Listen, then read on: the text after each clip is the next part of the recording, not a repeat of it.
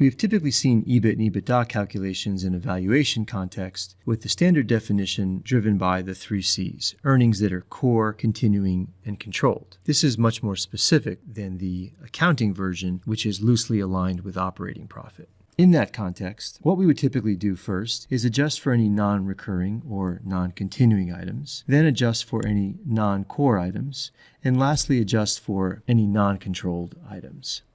For EBITDA, we would simply add depreciation and amortization. The rating agencies take a different view of EBIT and EBITDA. Your financial institution might have its own definition as well. For EBIT, S&P, and Moody's is similar, take accounting profit and then adjusts for non-recurring items. Secondly, it adjusts for any non-core items. And then it adds the equity income, or subtracts if it's an equity loss. And lastly, it adds interest income. Now, EBITDA typically takes EBIT and just adds D&A to it, but not for the rating agencies. It's almost an entirely different calculation. Again, it begins with operating profit, and then D&A, of course, is added back. And then we adjust for the non-recurring items. And then we actually add not the income from the equity or JV investments, but the dividends. And this is done because the dividends are actually paid in cash, where the income is actually an accrual. Depending on the size of depreciation and amortization, EBIT can often be bigger than EBITDA. EBITDA also does not include interest income, nor does it include equity income or any non-core income. Both EBIT and EBITDA, however, under the rating agency's definitions, always exclude non-recurring income and expenses.